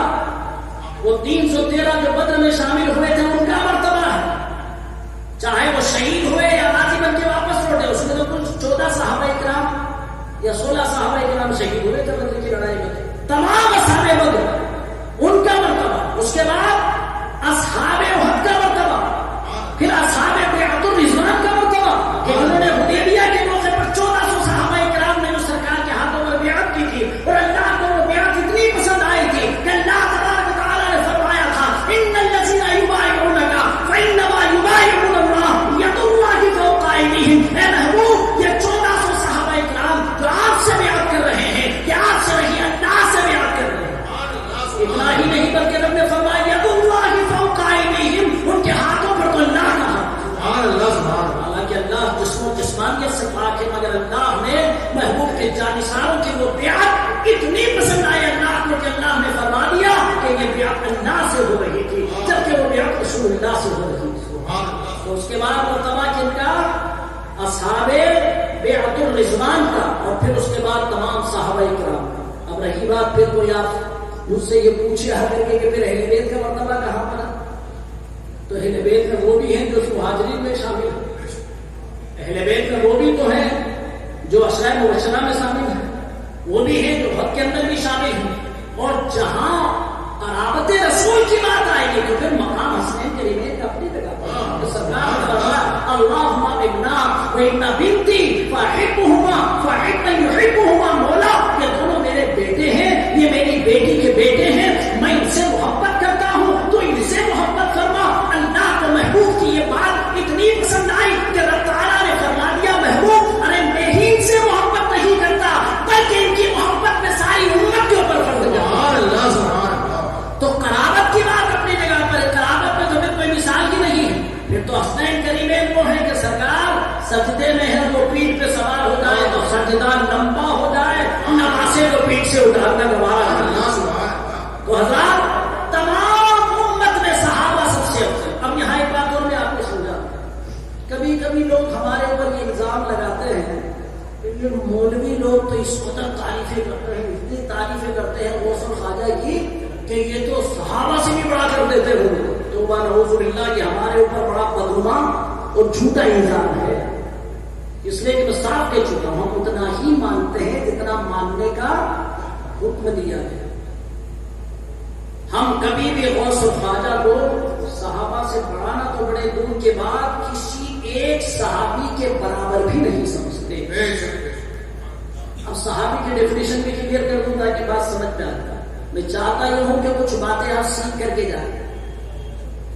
صحابی کسے کہتے ہیں؟ اب صحابی کا مطلب سمجھیے، جب صحابی کی عظمت سمجھ میں آئے گی تو پھر اہل بیت کی عظمت سمجھ میں آئے گی۔ صحابی کسے کہتے ہیں؟ صحابی کہتے ہیں اس مسلمان کو کہ جس نے حالت ایمان میں بیداری کے عالم میں سرکار صلی اللہ علیہ وسلم کا دیدار کیا اور ایمان ہی پر اس کا خاتمہ ہوا۔ خواب میں اگر سرکار کسی امتی پر کرم فرما دے اور اسے دیدار عطا فرما دے تو اس سے وہ بندہ صحابی نہیں بنے گا۔ جس نے حالت ایمان میں سرکار کو دیکھا، ایک نظر بھی دیکھ لیا، صحابی کہنا۔ اب صحابی کا مرتبہ اتنا بڑا ہے کہ تمام امت کا متفق علیہ فیصلہ ہے کہ کوئی کتنا ہی بڑا عابد ہو جائے، زاہد ہو جائے، متقی ہو جائے، پرہیزگار ہو جائے، ولی ہو جائے، قطب ہو جائے، قطب الاقطاب ہو جائے، غوث ہو جائے، غوث اعظم ہو جائے، ولایت کی بلند سے بلند مرتبے کے اوپر پہنچ جائے، مگر ایک صحابی کے مرتبے کو نہیں پہنچ سکتا۔ ایک صحابی کے مرتبے کو نہیں پہنچ سکتا۔ اب ایک مثال دے دوں تو بات پوری ذہن میں انشاءاللہ اتر جائے۔ سرکار صلی اللہ علیہ وسلم جب خیبر کی جنگ میں تشریف لے گئے، جنگ خیبر کے موقع پر ایک چرواہا تھا جس کا نام تھا اسمد راعی۔ اسمد کا مطلب بلیک، ڈارک بلیک ایک دم، اور راعی کا مطلب چرواہا۔ یہ خیبر والوں کی بکریاں چرایا کرتا تھا، حبشی تھا۔ وہ بکریاں چراتا چراتا سرکار کے قریب سے گزرا۔ جب اس نے سرکار صلی اللہ علیہ وسلم کے نور بھرے چہرے کو دیکھا تو اس کے دل میں ہدایت کا نور جگمگانے لگا اور کہنے لگا آپ کون ہیں؟ کہا میں اللہ کا رسول ہوں۔ کہا آپ کیا لینے آئے ہیں؟ کہا ہم لوگوں کو دین کی دعوت دینے کے لیے آئے ہیں۔ کہا کہ اگر میں بھی آپ کی دعوت قبول کر لوں تو میرے لیے کیا ہے؟ اللہ تعالیٰ تجھے جنت عطا فرمائے۔ بس یہ کہنا تھا کہ سرکار صلی اللہ علیہ وسلم کا کلمہ پڑا اور اسی وقت مسلمان مسلمان ہو گئے. واہ. مسلمان ہو گئے اسود راعی جو ایک چرواہا تھا. اس نے ہم سے کہا یا رسول اللہ آپ کس لیے آئے ہیں؟ کہا کہ ہم فوج لے کر کے آئے ہیں. ان خیبر کے یہودیوں کو سمجھاتے ہوئے برس ہو گیا مگر یہ غداری اور دھوکہ بازی سے بات نہیں آئے. اب آج ہم ان کے سامنے ایک ہی مطالبہ کریں گے کہ یا تو اسلام قبول کر لو یا جزیہ دے کر کے ہماری اطاعت قبول کر لو اور نہیں تو پھر تلوار فیصلہ کرے گی میدان کے اندر آ جاؤ. اس نے عرض کیا یا رسول اللہ اگر میں بھی اس جنگ میں شامل ہو جاؤں تو میرے لیے کیا ہے؟ آپ نے فرمایا جنت. تو یا رسول اللہ اب میں ان بکریوں کا کیا کروں؟ ان بکریوں کو گھر کیسے پہنچاؤں؟ اگر وہاں گیا میں اور مجھے پتا لگ گیا کہ ان سے ملاقات کی تھی تو مجھے زندہ نہیں چھوڑیں گے. سرکار صلی اللہ علیہ وسلم فرمایا کہ ان بکریوں کو ہانک دو شہر کی طرف کے سب اپنے اپنے گھر چلی جائیں گے. اسود راعی نے لشکریاں مار مار کے بکریوں کو ہانکا، وہ سب اپنے اپنے گھر چلی گئی. سرکار صلی اللہ تعالی علیہ وسلم کے اوپر ایمان لایا، کلمہ پڑھا، جنگ میں شامل ہوا اور شہادت کا نام روشن کروایا. سبحان اللہ. سبحان تو اللہ. سرکار صلی اللہ تعالی علیہ وسلم نے اسود راعی کو دیکھا تو فرمایا عمل قلیلا اجیر کثیرا، معمولی سا عمل کیا مگر اجر بہت بڑا دیا. سبحان اللہ. عمل کتنا سا کیا؟ ابھی ایمان لایا، نہ نماز کا موقع ملا، نہ روزے رکھنے کا موقع ملا، نہ حج کرنے کا موقع ملا، نہ صدقات و خیرات کا موقع ملا، نہ اسلام کی تبلیغ کا موقع ملا. ایمان لایا، صحابی کہلایا، جنگ میں شامل ہوا، شہید ہو گیا. مگر خدا کی قسم اسود راعی کی عظمتوں پر بڑے بڑے جلیل القدر عبادت گزار اور صاحبان تصرف کے مرتبے قربان کہ اس نے ایک مرتبہ جمال مصطفیٰ کو دیکھا تو وہ ولایت کے تمام درجات طے کرنے والوں کا سردار ہوا. سبحان اللہ. سبحان اللہ. نعرہ تکبیر، نعرہ رسالت، ذکر شہدائے کربلا. سبحان اللہ. اسود راعی نے کون سی نیکی کی تھی؟ سبحان اللہ. وہ کون سی نیکی؟ سنو حدیث پاک میں اللہ کے رسول صلی اللہ علیہ وسلم نے فرمایا کہ ماں باپ کے چہرے کو دیکھنا بھی عبادت. سبحان اللہ. پیر صاحب اور بابا صاحب کی زیارت کرنے تو سمجھ آتے ہیں، اتنی محبت سے کبھی ماں باپ کے چہرے کو بھی دیکھا. سرکار صلی اللہ علیہ وسلم نے فرمایا کہ کوئی نیک بیٹا اگر اپنے ماں باپ کے چہرے کو محبت کی نگاہ سے دیکھے تو اللہ تعالیٰ ہر نظر کے بدلے اسے حج مقبول کا ثواب عطا کرے. صحابہ کرام نے عرض کیا یا رسول اللہ اگر کوئی دن میں 100 بار اس محبت سے اپنے ماں باپ کے چہرے کو دیکھے تو سرکار نے فرمایا کہ 100 بار ہی اللہ تعالیٰ حج مقبول کا ثواب عطا کرے. کس کا؟ حج مبرور. جتنے لوگ حج کر کے آئے ان سے پوچھو کہ حج مبرور کس کس کو ملا تو ایک بھی گارنٹی نہیں دے سکتا کہ میرا حج مبرور تھا. بس کر لیا تھا تو فرمانے یہی کہیں گے. مگر جو ماں باپ کے چہرے کو محبت کی نگاہ سے دیکھ لے تو اسے ہر نظر کے بدلے حج مبرور کا ثواب، حج مقبول کا ثواب. سرکار صلی اللہ علیہ وسلم نے فرمایا ماں باپ کے چہرے کو دیکھنا عبادت ہے، قرآن کو دیکھنا عبادت ہے، کعبے کو دیکھنا عبادت ہے، عالم دین کے چہرے کو دیکھنا عبادت ہے، قرآن کو دیکھنا عبادت ہے، پڑھو تو وہ تلاوت ہے، دیکھو تو زیارت میں عبادت ہے، اور جمال مصطفیٰ کا نظارہ کرنا یہ بھی عبادت ہے. سبحان اللہ. مگر سنو، جو کعبے کی زیارت کرے وہ حاجی ہے، جو جہاد کرے وہ غازی ہے، جو نماز پڑھے وہ نمازی ہے، جو قرآن کی تلاوت کرے وہ قاری قرآن اور حافظ قرآن ہے، اور جو جمال مصطفیٰ کا نظارہ کر لے وہ صحابی ہے. اس کا مرتبہ اتنا بلند و بالا ہے کہ بڑا سے بڑا میدان کارزار کا غازی اور عابد شمس النہار صاحب الدہر اور قائم اللیل اس مرتبے کو نہیں پا سکتا. وہ سب سے بڑی نیکی اس کے پاس کیا ہے؟ وہ جمال مصطفیٰ کا ایک نظارہ. سبحان اللہ. جس کو ایک نظر دیکھنے والا اتنی عظمتوں کا تاجدار بن جائے وہ پیغمبر کتنا عظمتوں والا ہوگا. جب یہ تو اعلیٰ حضرت فرماتے ہیں سب سے اولا و اعلیٰ ہمارا نبی، سب سے بالا و بالا ہمارا نبی، ملک کونین میں انبیاء تاجدار، تاجداروں کا آقا ہمارا نبی، خلق سے اولیاء، اولیاء سے رسول اور رسولوں سے اعلیٰ ہمارا نبی. سارے اچھوں میں اچھا سمجھیے جسے، سارے اچھوں میں اچھا سمجھیے جسے ہے اس اچھے سے اچھا ہمارا نبی، اور سارے اونچوں میں اونچا سمجھیے جسے ہے اس اونچے سے اونچا ہمارا نبی. حضرات صحابی کا مرتبہ اتنا بلند و بالا ہے. اب سنو، جو میں آپ کو عقیدے کی بات بتانا چاہتا ہوں وہ یہ ہے کہ جو حضرت علی کی محبت میں، حسین کی محبت میں شیر کوٹ رہے ہیں، ماتم کر رہے ہیں، پتہ نہیں کس کس طریقے کی خرافات انہوں نے محرم کے مہینے میں ایجاد کر ڈالی ہے، اور ہمارا جاہل سنی بھی اسے محبت اہل بیت سمجھ کر کے ان کے پیچھے پیچھے چل پڑا ہے۔ تمہیں یہ پہلو تو نظر آ رہا ہے کہ لیکن دوسرا پہلو تمہیں نظر نہیں آتا کہ وہ حضرت صدیق اکبر کی حکومت کو ظالمانہ اور قاسمانہ حکومت کہتے ہیں، وہ خلفائے راشدین کو معاذ اللہ ظالم اور قاسم کہتے ہیں کہ انہوں نے اس حکومت کو زبردستی ہتھیا لیا تھا، اور ان کی شان میں تبرنا بکنا، ان کو گالی گلوچ کہنا، ان کو سب کو شکم کرنا، ان کو برا بھلا کہنا ان کے ثواب ہے، عبادت۔ اس کے لیے مجلسیں ان کیا منعقد ہوا کرتی ہیں۔ تو ہم ایسے گستاخ اور بے ادب فرقوں سے بالکل دور رہیں۔ محبت اس کا نام نہیں ہے، محبت اس کا نام ہے کہ اہل بیت رب کے محبوب کے محبوب ہیں، لہذا سب کے محبوب ہیں۔ اب میں چند مستند روایتیں آپ کے سامنے پیش کروں۔ سرکار صلی اللہ تعالی علیہ وسلم حسنین کریمین سے کتنی محبت فرماتے تھے، بڑی مشہور روایت کہ آپ سجدے میں تھے، ایک دن سجدہ آپ نے بڑا لمبا کر دیا، کافی دیر میں آپ سجدے سے اٹھے، نماز سے فارغ ہوئے تو صحابہ کرام نے عرض کیا یا رسول اللہ صلی اللہ علیہ وسلم کی حالت نماز میں آج وحی کا نزول ہو رہا تھا؟ تو سرکار صلی اللہ علیہ وسلم فرمائے کہ نہیں، نمازہ پیٹھ پر سوار ہو گیا تھا، میں نے اس کو گرانا مناسب نہیں سمجھا۔ سبحان اللہ۔ پیٹھ پہ سوار ہو جائے تو اس کو گرانا گوارا نہیں۔ سرکار صلی اللہ علیہ وسلم خطبہ دے رہے تھے، حسنین کریمین بچپن کے دائیں کی عمر میں بھی سال بھر کا ہی فرق تھا، کچھ مہینے زیادہ دوڑے ہوئے آئے۔ اب مسجد کی زمین مسجد نبوی کی ایسے کوئی ماربل اور ٹائلس تھوڑی لگی ہوئی تھی وہاں، نہ ہموار زمین، ٹھوکر لگی، گر پڑے۔ سرکار صلی اللہ علیہ وسلم نے خطبہ چھوڑ دیا اور اٹھا کے سینے سے لگایا اور فرمایا انما اموالکم واولادکم فتنۃ، بے شک اللہ نے سچ فرمایا کہ تمہارے مال اور تمہاری اولاد تمہارے لیے فتنہ ہے۔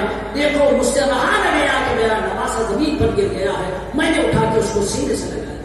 اللہ، جس کے لیے پیغمبر سجدہ لمبا کر دے، جس کے لیے اللہ کے محبوب صلی اللہ علیہ وسلم ممبر سے خطبہ چھوڑ دے اور اٹھا کر کے سینے سے لگائے، وہ کتنی عظمتوں کا تاجدار ہے۔ حدیث میں آیا فَيَشُمُّهَا وَيَزُمُّهَا، نبی اسے چوما بھی کرتے تھے، نبی ان کو سونگھا بھی کرتے تھے۔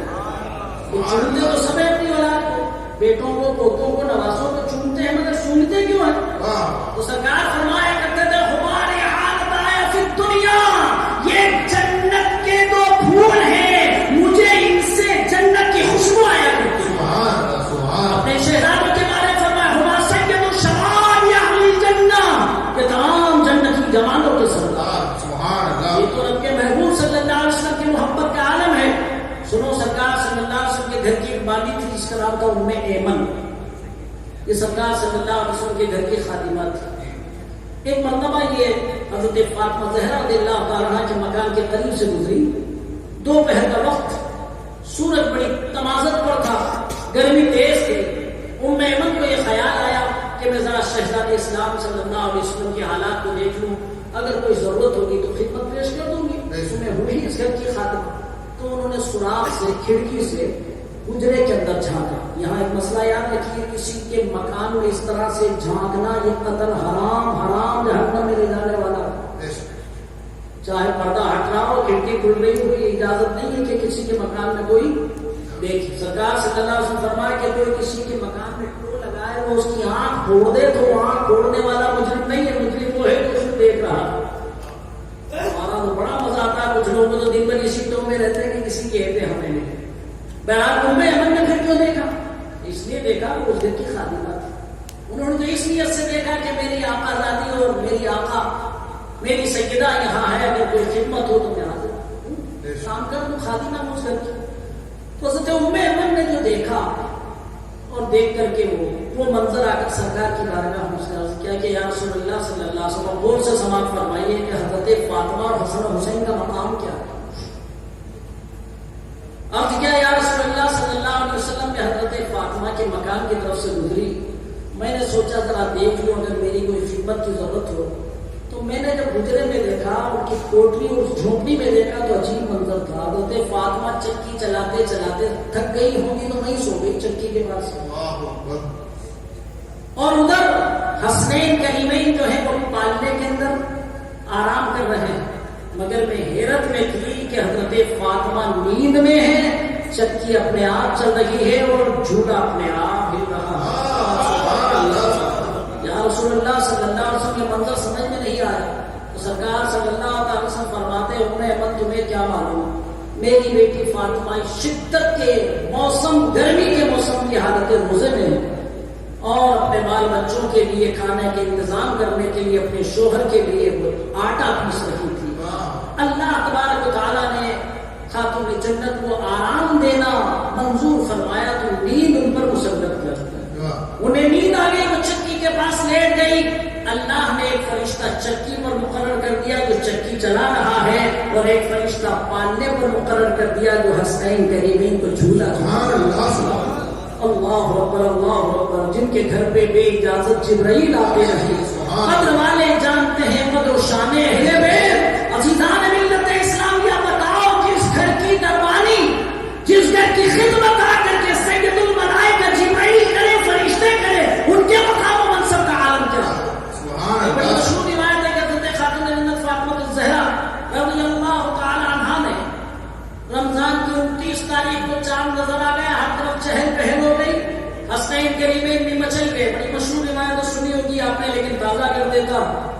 اپنی ماں سے عرض کرنے لگے امی جان کر تو عید ہے اور ہمارے پاس تو نئے کپڑے ہے ہی نہیں، اب تو سب اچھے اچھے لباس پہن کے عید گاہ جائیں گے، ہمارے پاس ہی پھٹے پرانے کپڑے۔ اب آخر اولاد، اور اولاد بھی ایسی اولاد کے جن کی دلجوئی خدا کرے، رسول خدا کرے، فرشتے کرے۔ حضرت فاطمہ زہرا نے فرمایا بیٹو کل درزی تمہارے لیے بھی نئے جوڑے لے کر کے آئے۔ سبحان اللہ۔ اب یہ طفل تسلی تھی، اور ایسے وعدے ماں باپ کا اپنے بیٹوں سے کر لینا یہ جائز ہے۔ شوہر بھی اپنی بیوی سے کوئی ایسا وعدہ کر لے اسے خوش کرنے کے لیے تو یہاں تک اجازت ہے اس کے اوپر جھوٹ کا فتویٰ نہیں لگائے۔ بہرحال حضرت خاتون جنت تو پوری رات عبادت میں مصروف رہی۔ فجر کا وقت قریب آ گیا، خدا کی بارگاہ میں دعا کی، مولا میں نے تیرے محبوب کے ان محبوب نوازوں کا دل رکھنے کے لیے کہہ دیا تھا صبح تمہارے لیے درزی کپڑے لائے، مولا تو علیم و خبیر ہے کہ نہ تو کسی درزی کو ہم نے کپڑا دیا ہے نہ سلوایا ہے، میری بات کے لاز رکھنا مولا تیرے اختیار ہے۔ خاتون جنت رات بھر کی شب بیداری سے اٹھ کر نماز فجر سے فارغ ہوئی، اور جیسے ہی آپ ابھی مصلی ہی پر تھی کہ دروازے پر دستک کی آواز آئی، آپ نے پوچھا کون؟ تو کہا کہ میں آپ کا درزی ہوں، حسنین کے لیے جوڑے لے کر کے آیا۔ پردے کی اور سے وہ جوڑے لے کے چلا گیا۔ حضرت فاطمہ الزہرا رضی اللہ عنہا زیادہ تفصیل نہیں جانی، بس رب تعالیٰ کی عطا پر اللہ کا شکر ادا کیا اور حسنین کریمین کو نہلا دھلا کر وہ جوڑے پہنا لیے۔ اتنے میں سرکار صلی اللہ علیہ وسلم تشریف لائے، دریافت فرمایا فاطمہ یہ کپڑے کہاں سے آئے، یہ جوڑے کہاں سے آئے؟ عرض کی یا رسول اللہ پیارے بابا جان مجھے تو پتا نہیں، مگر دروازے کے اوپر کوئی دستک دے کر کے کہہ رہا تھا میں آپ کا درزی ہوں، حسنین کے لیے جوڑے لے کر کے آیا ہوں۔ میں نے تو رب کے عطا پر شکر ادا کرتے ہوئے جوڑے پہنا دیے، کیونکہ میں نے ان سے رات کو وعدہ کر لیا تھا۔ حضرت فاطمہ تو زہرا تو اپنا معروض عرض چکی، لیکن سرکار صلی اللہ علیہ وسلم فرماتے ہیں فاطمہ ارے تمہیں کیا معلوم وہ درزی کون تھا؟ وہ سید الملائکہ نوری مخلوق کے سردار حضرت جبرائیل علیہ السلام تھے، اور یہ جوڑے دنیا کے کسی بازار سے نہیں جنتی جوڑے لائے۔ حضرات ان کی دلجوئی کا یہ عالم ہے کہ اللہ اکبر، فاطمہ مچل جائے دعا کر دے تو جنت سے جوڑے آ جائیں، شہزادے مچل جائے تو مصطفیٰ جان رحمت صلی اللہ علیہ وسلم کی نازبرداری کریں۔ تمام صحابہ بھی ان کی نازبرداریاں کرتے رہے۔ اس طرح کی بہت سی روایتیں میرے ذہن میں ہیں، لیکن وقت بہت زیادہ ہو رہا ہے، مجھے عرض کرنا یہ ہے کہ آپ سوچ رہے ہوں گے کہ کتنی نازبرداریوں سے حسین کریمین کی پرورش ہو رہی۔ سرکار صلی اللہ علیہ وسلم فرماتے تھے فاطمہ ان شہزادوں کو رونے مت دیا کر، جب یہ روتے ہیں تو روح کائنات بے چین و بے قرار ہو جاتی ہے۔ اللہ اکبر اللہ اکبر، جب یہ روتے ہیں تو روح کائنات بے چین و بے قرار ہو جاتی ہے، نہ رونے مت دیا کرو۔ اتنی نازبرداری ہو رہی۔ روایت یہ بھی کہ ایک مرتبہ آپ لاپتہ ہو گئے، کہاں چلے گئے کہاں چلے گئے۔ جب ڈھونڈا تو پتہ لگا کہ ایک جگہ پر لیٹے ہوئے ہیں اور ایک فرشتہ ان کے اوپر ایک پر بچھائے ہوئے ایک پر سایہ کیے ہوئے۔ مستند روایت کے اندر یہ سب باتیں ملتی ہیں۔ عزیزان ملت اسلام کے اب آئیے تصویر کا دوسرا رخ میں دیکھیے، یہ نازبرداری کا ہے کہ خدا نازبرداری فرمائے، حسنین کریمین کے رسول خدا نازبرداری فرمائے، علی نازبرداری فرمائے، فاطمہ نازبرداری فرمائے، صحابہ نازبرداری فرمائے۔ بہت سی روایتیں ہیں ذہن میں، اب زیادہ تفصیل میں نہیں جاؤں گا۔ ایسے ہی وقت میں حضرت ام الفضل سرکار صلی اللہ علیہ وسلم کی چچی رضی اللہ تعالیٰ عنہ آ کے عرض کرتی ہے یا رسول اللہ صلی اللہ علیہ وسلم، میں نے تو ایک عجیب خواب دیکھا. کہا کیا ہے؟ کہ میں نے خواب دیکھا ہے کہ آپ کے جسم کا کوئی ٹکڑا آپ کے جسم سے جدا کر دیا گیا اور میری گود میں ڈال دیا گیا. میں اس خواب سے ڈر گئی. یا رسول اللہ اس خواب کی تعبیر کیا ہے؟ تو سرکار صلی اللہ علیہ وسلم مسکرائے اور فرماتے ہیں اللہ تعالیٰ فاطمہ کو ایک بیٹا عطا فرمائے گا اور وہ بیٹا تمہاری گود کے اندر دیا جائے گا. اس بات کی تعبیر ہے. چنانچہ حضرت امام حسن پیدا ہوئے، پھر امام حسین پیدا ہوئے اور حضرت الفضل نے اس بات کی تعبیر دیکھی کہ آپ خود انہیں کنایا کرتی تھی. اللہ اکبر اللہ اکبر. سرکار صلی اللہ علیہ وسلم اپنے ان شہزادوں سے اتنی محبت فرمایا کرتے تھے کہ ایک روایت میں آیا سرکار صلی اللہ علیہ وسلم کا ایک بیٹا تھا جس کا نام تھا ابراہیم. سرکار صلی اللہ علیہ وسلم کے کوئی بیٹے بھی پیدا ہوئے لیکن بچپن ہی میں وہ وصال فرما گئے. اس لیے آپ کی نسل جو ہے وہ نواسوں سے چلی اور آپ نے خود ہی فرمایا کہ اللہ تعالیٰ میری نسل کو میرے نواسوں کے ذریعہ میری بیٹی کے ذریعہ چلائے. اس لیے سرکار حسین کریمین کو نواسہ رسول بھی کہا جاتا ہے، شہزادہ رسول بھی کہا جاتا ہے. کہ سرکار صلی اللہ علیہ وسلم فرمایا اللہ کہ میرے بیٹے بھی ہیں، میری بیٹی کے بیٹے بھی ہیں. تو عزیزان ملت اسلامیہ، آپ کے بیٹے حضرت ابراہیم سرکار صلی اللہ علیہ وسلم کی گود میں اور ایک طرف امام حسین ہے. پیارا محبت کا عجیب سما. کبھی شہزادے کو چومتے ہیں، کبھی نواسے کو سونگتے ہیں، کبھی اس سے پیار کرتے ہیں، کبھی اس سے پیار کرتے ہیں. اتنے میں حضرت جبرائیل بارگاہ مصطفیٰ میں سلام عرض کر کے ایک غمگین ماحول میں کھڑے ہوئے. عرض کیا یا رسول اللہ صلی اللہ علیہ وسلم، یہ پیار و محبت کے دو پھول جو آپ کی آغوش کے اندر مہک رہے ہیں، اللہ تعالیٰ ان دونوں میں سے کسی ایک کو واپس لے گا. سرکار صلی اللہ علیہ وسلم نے فرمایا کہ کس کو واپس لے گا؟ تو حضرت جبرائیل نے عرض کیا یا رسول اللہ، خدا کی رضا چاہتے ہیں جو عالم، خدا چاہتا ہے رضائے محمد. یہ آپ کی مرضی ہے، جسے چاہے اپنے لیے پسند فرمائے، جسے چاہے واپس فرمائے. سرکار صلی اللہ علیہ وسلم نے سوچا کہ اگر میں اپنے بیٹے کو واپس کرتا ہوں تو اس کا غم مجھے ہوگا، اور نواسے کو واپس کرتا ہوں تو اس کا غم مجھے بھی ہوگا، میری بیٹی فاطمہ کو بھی ہوگا.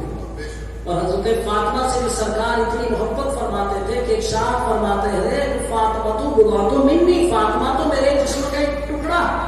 جس نے فاطمہ کو ایذا دی اس نے مجھے ایذا دی، اور جس نے مجھے ایذا دی اس نے خدا کو ایذا دی، اور جس نے خدا کو ایذا دی وہ اپنا ٹھکانہ جہنم بنایا.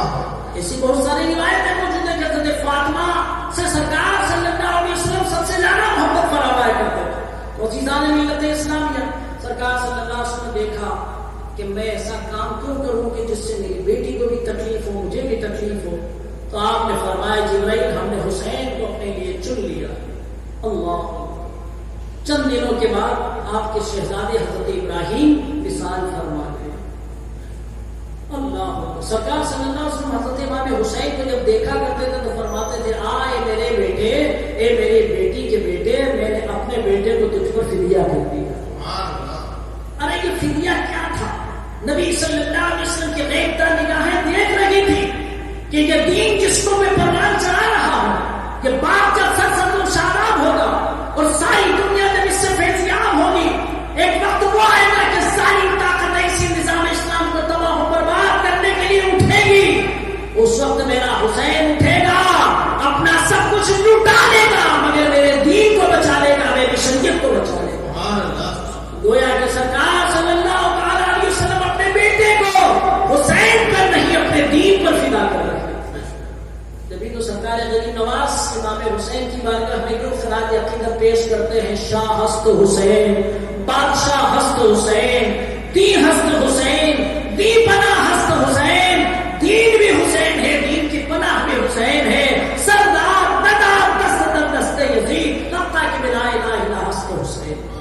تو عزیزان ملت اسلامیہ، ایسی ہی ماحول میں جبرائیل علیہ السلام آتے ہیں. سرکار صلی اللہ علیہ وسلم اپنے شہزادے کو چوم رہے ہیں، کبھی گلے کو چومتے ہیں، کبھی پیشانی کو چومتے ہیں. اور جبرائیل عرض کرتے ہیں یا رسول اللہ صلی اللہ علیہ وسلم، آپ ہی کی امت آپ کے اس نواسے کو بھوکا اور پیاسا ذبح کرتی ہے. سرکار صلی اللہ علیہ وسلم غمگین ہو جاتے ہیں. ایک مرتبہ پانی والا فرشتہ ہے جس کا کام پانی برسانا ہے، وہ آ کر کے سرکار کی بارگاہ میں عرض کرتا ہے یا رسول اللہ، آپ ہی کی امت آپ کے شہزادے کو بھوکا اور پیاسا شہید کر دے گی اور میں اس زمین کی مٹی بھی لے کر کے آیا. وہ مٹی سرکار صلی اللہ علیہ وسلم کی بارگاہ میں پیش کی. ام المومنین حضرت ابن سلمہ رضی اللہ تعالیٰ عنہ جو سرکار کے ازواج مطہرات میں سے وہاں تشریف فرما تھی, سرکار نے وہ مٹی انہیں عطا فرمائی اور فرمایا ابن سلمہ اس مٹی کو رکھ لو, جب یہ مٹی خون ہو جائے تو سمجھ لو میرا حسین کربلا میں شہید کر دیا ہے. حضرت ابن سلمہ رضی اللہ تعالیٰ عنہ اس مٹی کو ایک شیشے کے اندر رکھ لیا تھا. حضرات ایسی مستند کئی روایتیں ہیں, میں صرف 2 روایت پیش کر کے یہ بتانا چاہتا ہوں کہ بچپن ہی سے حسین کریمین کی یہ نازبرداریاں بھی ہو رہی ہیں اور ساتھ میں شہادت کی خبر بھی مشہور ہو رہی ہے, مگر کہیں بھی یہ روایت نہیں ملتی کہ حضرت علی نے سرکار صلی اللہ علیہ وسلم کی بارگاہ میں یہ درخواست کی ہے, یا رسول اللہ آپ تو مختار کائنات ہیں, انگلی کا اشارہ کرے تو چاند 2 ٹکڑے ہو جائے, انگلی کا اشارہ کرے تو ڈوبا ہوا سورج پلٹ آئے, ایک ٹھوکر مارے تو حد کا زلزلہ تھم جائے. مصطفیٰ جان رحمت صلی اللہ علیہ وسلم مختار کائنات ہے, دعا فرما دیجیے کہ حسین سے یہ مصیبت ٹل جائے.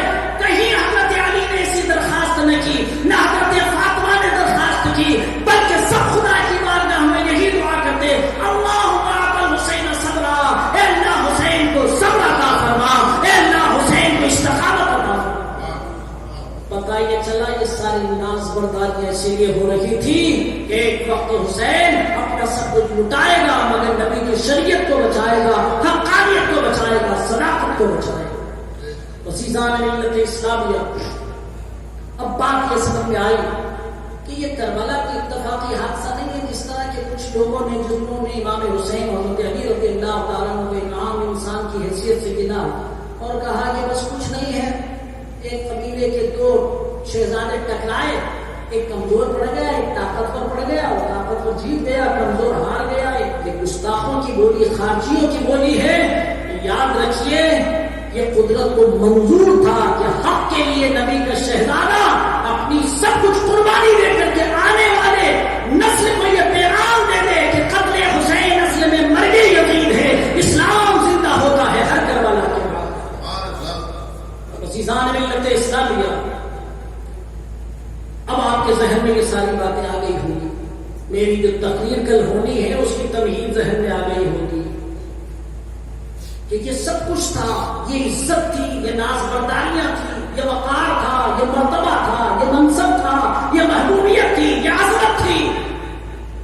پھر کیا ہوا کہ سرکار صلی اللہ علیہ وسلم کے وصال فرما جانے کے صرف 50 سال بعد, جب صحابہ بھی موجود تھے, صحابہ کی اولادیں بھی موجود تھی, مہاجرین میں سے بھی موجود تھے, انصار میں سے بھی موجود تھے, بڑی ذمہ داری سے عرض کر رہا ہوں عشرہ مبشرہ میں سے بھی موجود تھے, یہ سب کچھ ہو رہا تھا. اور 22,000 کی فوج جو سامنے کھڑی تھی کربلا میں, وہ کون تھی؟ یہودی تھے کہ نصرانی تھے, عیسائی تھے کہ مشرک تھے کہ آتش پرست تھے, کلمہ پڑھنے والے تھے. کیا ایسے انقلاب آیا, کیسا انقلاب آیا کہ صحابیوں کی اولادیں ہی کربلا کے میدان میں نبی کی آل کو ذبح کرنے کے لیے تیار ہو گئی. وہ یا تو تابعین تھے یا تبع تابعین تھے, صحابہ تو اس میں نہ تھے. اتنی جلدی انقلاب کیسے برپا ہوا اور کیسے امام علی مقام رضی اللہ تعالیٰ عنہ اور ان کے گھر والوں کو 3 دن کا بھوکا اور پیاسا رکھ کر کے کربلا میں دردناک طریقے سے شہید کر دیا گیا. جبکہ آج 1400 برس گزرنے کے بعد بھی ہر مسلمان حسین کی محبت میں جان دینے کے لیے تیار ہے. کیوں ایسے حالات بنے؟ انشاءاللہ کل یہیں سے بات آگے بڑھے گی اور میں کوشش کروں گا کہ تاریخ کربلا کے کچھ حقائق آپ کے سامنے رکھوں. آج تو میں نے عظمت اور صحابہ اور اہل بیت سے متعلق کچھ گفتگو کی. اللہ تعالی ہمیں صحیح عقیدوں پر استقامت عطا فرمائے.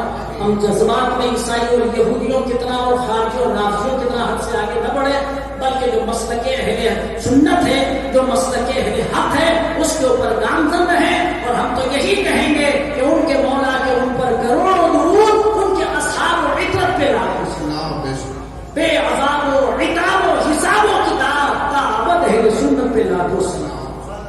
اللہ تبارک و تعالی ہمیں محبان اہل بیت کے ساتھ ہمارا حشر فرمائے اور محبت اہل بیت ہی پر ہمارا خاتمہ فرمائے.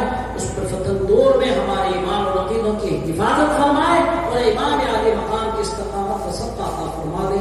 اقول قولی ھذا واستغفر اللہ الله لي ولكم ولسائر المؤمنين إنه هو الغفور الرحيم وآخر دعوانا الحمد لله رب العالمين. السلام عليكم ورحمة الله وبركاته.